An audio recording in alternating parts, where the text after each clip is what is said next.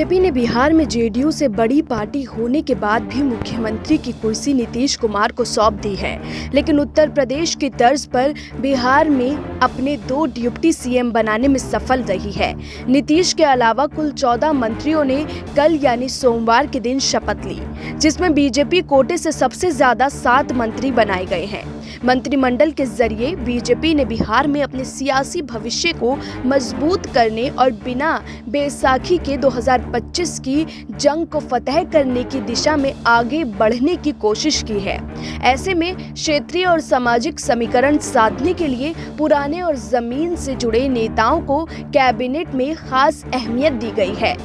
राजनीतिक जानकारों की माने तो बीजेपी काफी लंबे समय से बिहार में अपने दम पर पार्टी को उठाना चाहती है। ऐसे में नीतीश कुमार की लंबी छत्र छाया के आगे निकलकर और उनके करीबी सुशील मोदी को डिप्टी सीएम पद न देकर स्थानीय नेताओं को इस बार तरजीह दी गई है, जिसे पार्टी को अपने दम पर मजबूत करने की कोशिश की राजनीति के तौर पर देखा जा रहा है। ऐसे में बीजेपी ने डिप्टी सीएम की एक कुर्सी पर वैश्य समुदाय से आने वाले तारकिशोर प्रसाद को बिठाया, तो दूसरी ओर कुर्सी अति पिछड़ा समाज से आने वाली रेणु देवी को सौंपी गई। बिहार के वरिष्ठ पत्रकारों की माने तो नीतीश कुमार की सियासी तौर पर यह आखिरी पारी मानी जा रही है। इस बात का उन्होंने खुद चुनाव के दौरान भी ऐलान किया था। ऐसे में बीजेपी की नजर नीतीश कुमार के अति पिछड़ा और महिला वोट बैंक को अपने साथ लाने के प्लान से है। इसलिए बीजेपी ने अपने कोटे से 2 पिछड़े, 3 स्वर्ण, 1 अति पिछड़ा और 1 दलित को मंत्रिमंडल में जगह दी है। बीजेपी ने मंत्रिमंडल के जरिए अपने स्वर्ण मूल वोट बैंक का पूरा ख्याल रखने के साथ अति पिछड़ा वोटरों को भी संदेश देने की कोशिश की है।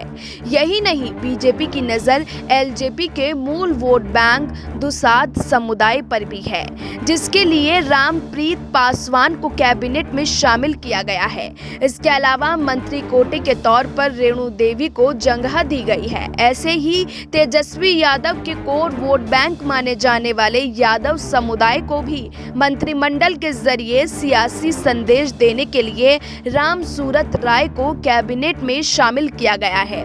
बीजेपी ने बिहार में कैबिनेट गठन में अपने परंपरागत नेताओं की जगह ऐसे नेताओं को जगह दी है जो पार्टी में कई बार से चुनाव जीतते आ रहे थे और जमीन से जुड़े हुए नेता माने जाते हैं।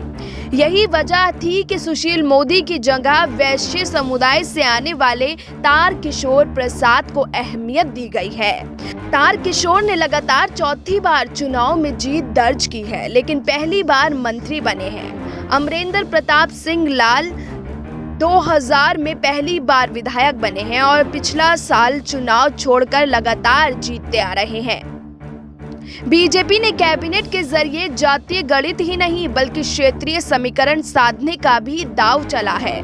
बीजेपी ने अपने कोटे के मंत्रिमंडल में भोजपुर, तिरहुत, चंपारण, मिथिलांचल और सीमांचल से आने वाले नेताओं को तरजीह दी है। भोजपुर के आरा इलाके में अमरेंद्र प्रताप सिंह आते हैं, तो तिरहुत में राम सूरत राय को शामिल किया गया है। वहीं मिथिलांचल इलाके में बीजेपी ने सबसे बेहतर प्रदर्शन किया है। इसके लिए यहाँ से 2 मंत्री बनाए गए हैं। इनमें दरभंगा से जीवेश मिश्रा आते हैं, तो रामप्रीत पासवान मधुबनी से आते हैं। वहीं तारकिशोर कटिहार से आते हैं और उन्हें डिप्टी सीएम बनाया गया है। ऐसे में बीजेपी ने सीमांचल में अपनी पकड़ को बनाए रखने के लिए तारकिशोर को नीतीश कैबिनेट में नंबर 2 की कुर्सी सौंपी है।